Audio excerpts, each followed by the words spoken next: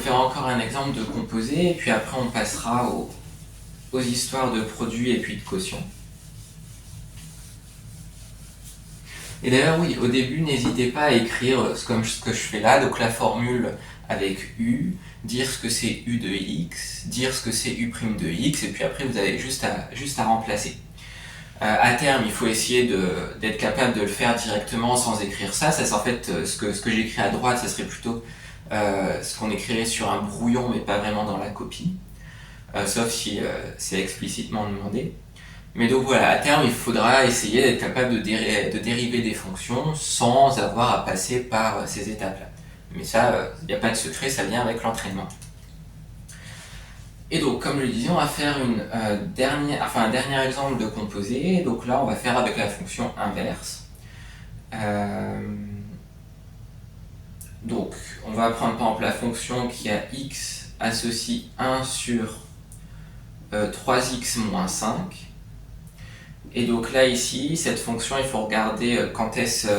le dénominateur, il faut regarder quand est-ce qu'il s'annule. Donc là, il s'annule en 5 tiers.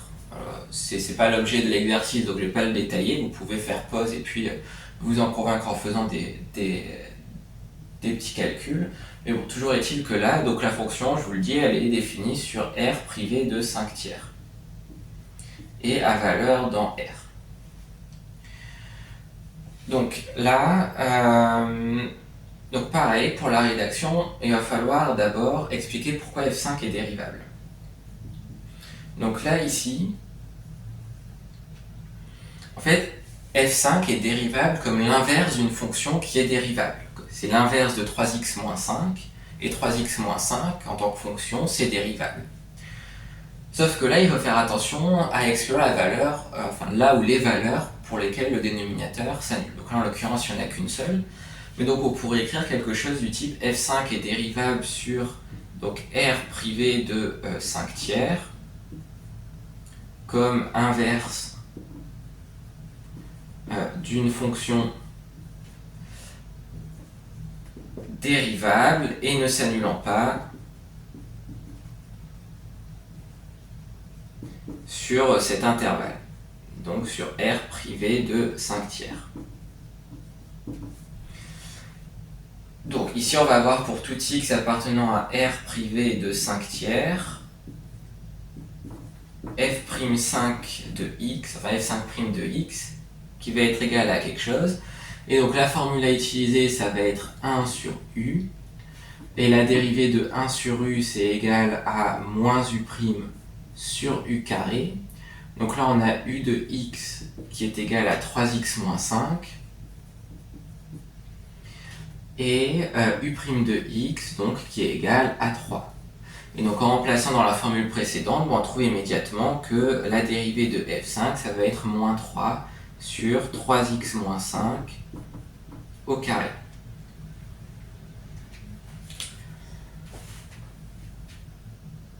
Donc voilà, maintenant on va pouvoir faire un ou deux exemples avec un quotient et puis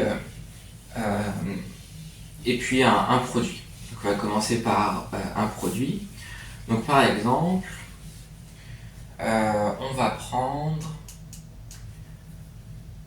donc une fonction qu'on va appeler sans grande surprise f6 et qui va associer à x, qu'est-ce qu'on peut prendre par exemple, pour pas faire trop compliqué, racine de x plus 1 facteur de 3x carré moins 6x plus 1.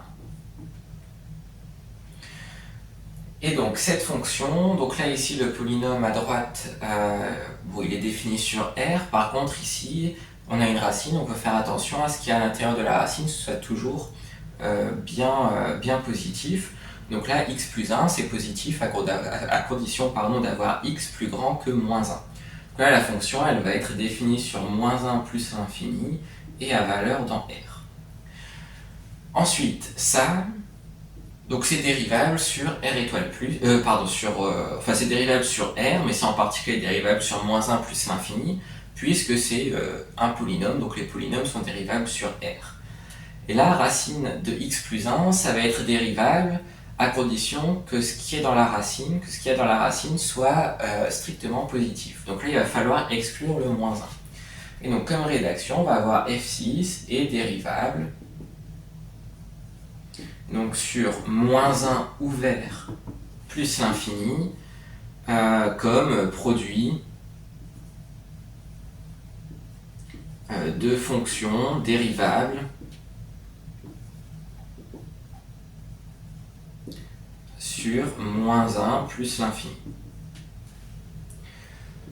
Et puis après, on peut déjà écrire pour tout x appartenant à -1 plus l'infini, f6' de x égale.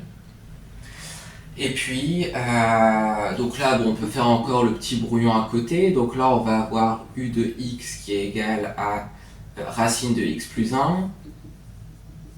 De ce fait-là, u' de x, ça va être égal à 1.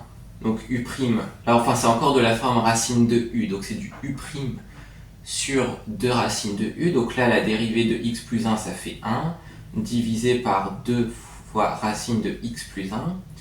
Le v, donc ça va être le polynôme, donc 3x carré moins 6x plus 1, qui se dérive exactement de la même manière que le tout premier exemple qu'on a fait, je crois. Donc ça va faire 6x moins 6. Et puis la formule, donc c'est uv', c'est égal à u'v plus uv', et après, il n'y a plus qu'à remplacer. Donc là, u', donc allons-y par étapes, donc ça fait 1 sur 2 racine de x plus 1 fois v, donc fois 3x carré moins 6x plus 1, plus, donc on est le plus qui est ici, u, donc u c'est racine de x plus 1, et fois v', donc facteur de 6x moins 6. Bon, et puis ensuite on pourrait, là ici ce qui va bien marcher c'est de réduire au même dénominateur. Donc là on va avoir comme dénominateur commun donc 2 sur racine de x plus 1. Là ici ça n'aura pas bougé parce que c'était déjà sur ce dénominateur là, donc il n'y a même pas de parenthèse, 3x carré moins 6x plus 1. Et puis ça on va multiplier par 2 racines de x plus 1. Donc là on va avoir racine de x plus 1 au carré, donc c'est comme si le carré et la racine vont se simplifier, donc il va rester plus 2 fois x plus 1, donc qui vient de la racine au carré justement, facteur de 6x moins 6. Et puis ensuite on peut développer ce produit, et puis simplifier ce qu'il y aura à simplifier. Donc là le dénominateur, ça ne change pas, c'est toujours 2 racines de x plus 1. Et là on va essayer de faire ça intelligemment, donc en faisant qu'une seule étape. Donc là, le x carré, ça va être un polynôme du second degré. Donc on va avoir un terme en x carré qui va pouvoir se regrouper avec celui-ci, un terme en x qui va se regrouper avec le moins 6x qui est là, et un terme constant. Donc pour le terme en x carré, le terme en x carré il va venir quand on va développer le x sur le 6x, ce qui va donner 6x au carré, fois le 2 qui est en facteur, donc 12x au carré, plus le 3 qui est ici, ça va faire 15x au carré. Et on va faire la même chose avec les deux autres termes. Donc là, le terme en x, il va apparaître en développant le x sur le moins 6 et le 1 sur le 6, sur le 6x, pardon. Donc là, ça va faire moins 6x plus 6x. Donc en fait, ça se simplifie. Là, il ne va pas y avoir de terme en x qui viendra de ce produit. Donc il va juste rester le moins 6x qui était déjà à gauche. Et pour le terme constant, on va l'obtenir en développant le 1 sur le moins 6. Donc il va y avoir moins 6 fois le 2, donc moins 12, et avec le 1 qui était là, il va rester moins 11. Et donc voilà, comme ça c'est un peu plus joli que si on avait simplement laissé sous cette forme-là, la forme qui est écrite sur la première ligne. Et encore une fois, donc l'idée à la fin c'est de se passer, c'est de ne plus avoir besoin d'écrire ces petites aides pour pouvoir calculer la dérivée. Donc on va terminer la vidéo en faisant une dernière fonction qui, comme je l'avais annoncé un peu plus tôt, sera le produit de deux fonctions dérivables.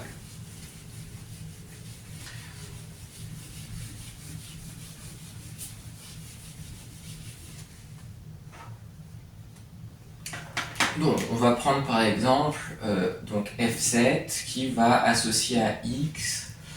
Alors, au numérateur, on va prendre un truc qui s'annule jamais pour se simplifier la vie. Donc, par exemple, x carré, 3x carré plus 2, par exemple. Ça s'annulera jamais. Et puis en haut, qu'est-ce qu'on peut prendre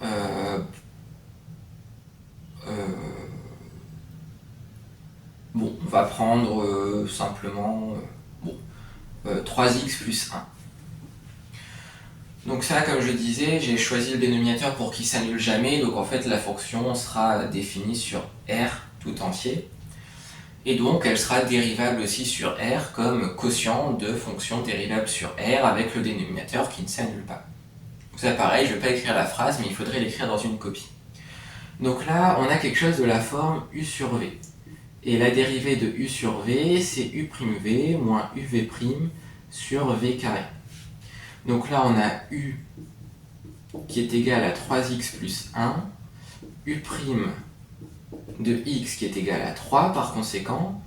On a V de x qui est égal à 3x carré plus 2, et par conséquent, on a V' de x qui est égal à 6x.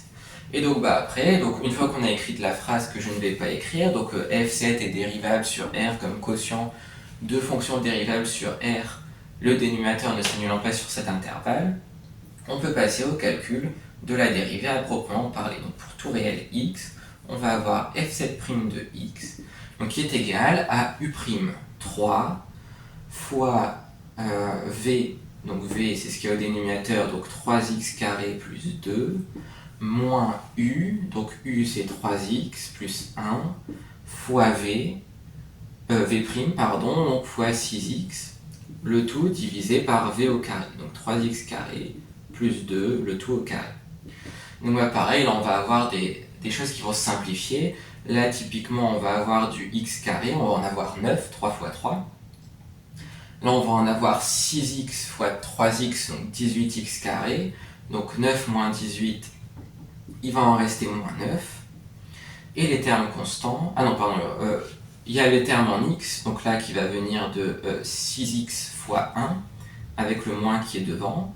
Donc ça va faire moins 6x, là il n'y a pas de x qui va venir de ce terme-là. Par contre, il va y avoir le terme constant quand on va développer le 3 avec le 2. Donc plus 6. Et le tout divisé par le dénominateur qui n'a pas changé. 3x carré plus 2, le tout au carré. Donc voilà, on a fait plusieurs exemples qui font intervenir différentes formules. Donc soit le produit, le quotient, les fonctions de référence, des composés.